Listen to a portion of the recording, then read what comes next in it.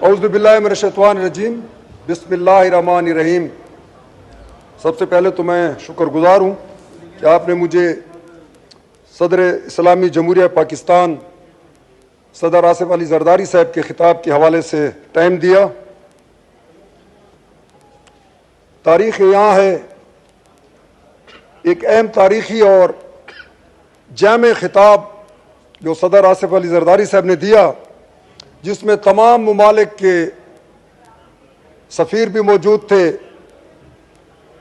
और अपोजिशन के हमारे भाई काबिल एहतराम बहुत पुराने सियासतदान भी शामिल थे उसमें।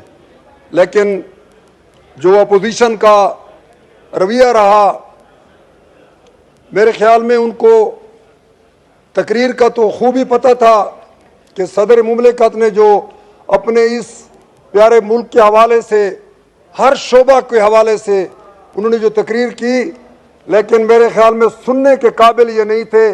और उस तकरीर को बर्दाश्त न करते हुए जो गैर आइनी, गैर जमहूरी और गैर पार्लिमानी जो उस दिन रवैया इख्तियार किया, तो मैं इस हवाले से अपने इन अपोजिशन के भाइयों को अपील करता हूँ कि जब आपके मुल्क के सरबराह मुल्की हालात पर और मुल्क को आगे तरक्की के ले जाने के लिए एक स्पीच कर रहे हैं, तो उसमें तो ट्रेजरी बेंच का कोई मेंबर भी नहीं बोल सकता। लेकिन ये क्या पैगाम था हमारे सदर मुमलिक साहब की स्पीच पर? यहाँ पर शनाइयाँ बजाई गई, तूतियाँ बजाई गई। मैं इस बात पर इनसे माफ़ी भी चाहता हूँ कि आइंदा के लिए ये ऐसी कोई हरकत नहीं करेंगे जिसमें हमारे मुल्क का वकार ख़राब हो। चूँकि हमारे सदर साहब ने सियासी अमांगी मुल्क को इस मसाइल के दलदल से निकालने के लिए एक आम अहमगी की ज़रूरत है और पार्लियामेंट मिलजुल कर इस मुल्क को हर बहरान से निकाल सकती है। इसी तरह कानून की बालादस्ती की बात की उन्होंने, जनाब स्पीकर जमहूरियत की बात की उन्होंने।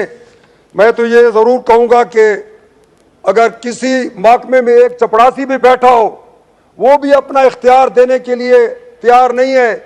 लेकिन ये सदर आसिफ अली जरदारी साहब थे जिन्होंने सबका अपनी सदारत के टेनोर में जो पार्लिमान को सदर मुमलिकत एक जुम्बश कलम से पूरे अवान को तहलील कर देता था, लेकिन 58(2)B के जरिए उसने अवान को ताकत दी और वो इख्तियारात अपने सदारत के ख़त्म किए। इसी तरह जमहूरियत की जब बात आती है, पीपल पार्टी किसी से पोशीदा नहीं है। चाहे जुल्फ़िकार अली भुट्टो शहीद, उसने भी हमेशा जमहूरियत की बात की।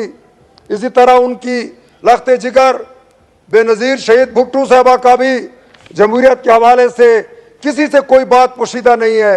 और इसी तरह हमारे सदर आसिफ अली जरदारी साहब, बिलावल भुट्टो साहब, हमारे चेयरमैन, उनका भी यही है कि हमारा पार्लिमान मजबूत हो। उन्होंने यही जमहूरियत की बात की कि आओ हम मिलकर बैठें, मुल्क को इन मसाइल से निकालें, अवाम पर अपना एतमाद जमाएं, ताकि हमारा मुल्क ये जो दलदल में फंसा हुआ है इसको हम जमहूरी तरीके से आगे ले जाएं। इसी तरह चूँकि हमारा मुल्क ज़री मुल्क है और 70% की ज़्यादा आबादी हमारी काश्तकारी पे है, उसके हवाले से हमारे सदर साहब ने ज़रिया माश को और ज़राअत को खुद कफ़ील करने के लिए, उसके लिए नई टेक्नोलॉजी के ज़रिए काश्तकारों और ज़मींदारों को उस पर सोच विचार और फ़िक्र के लिए कहा।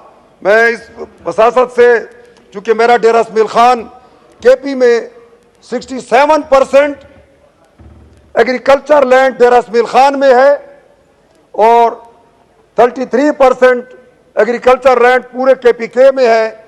और हमारे पास एक जो जुल्फ़िकार अली भुट्टो साहब का एक तोहफा था, CRBC कैनाल, जो आज बहुत ही बुरे हाल में है, क्योंकि वहाँ पर डेरा इसमाइल खान की जो 2022 में फ्लड आया था, कोई 2 साल तक यहाँ पर ईवान में हमारे मुखालफिन जो साबका हुकूमत थी उसमें मौलाना साहब और मुख्तलिफ MNAs थे, लेकिन किसी ने आवाज़ नहीं उठाई। मैंने पिछली दफ़ा भी अपनी स्पीच जब करने लगा तो स्पीकर साहब ने मेरा टाइम खत्म कर दिया।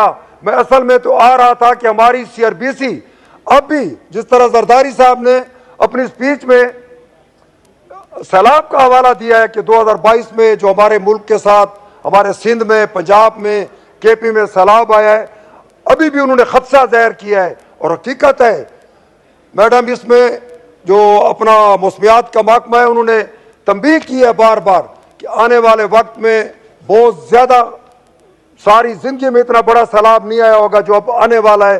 लेकिन इस हवाले से कोई उस CRBC पे काम नहीं हो रहा, क्योंकि हमारी वो रीढ़ की हड्डी है, लेकिन उसके लिए कोई इंतजामात नहीं किए रहे। वो पहले भी टूट चुकी थी, अब भी इस फ्लड में वो टूटेगी।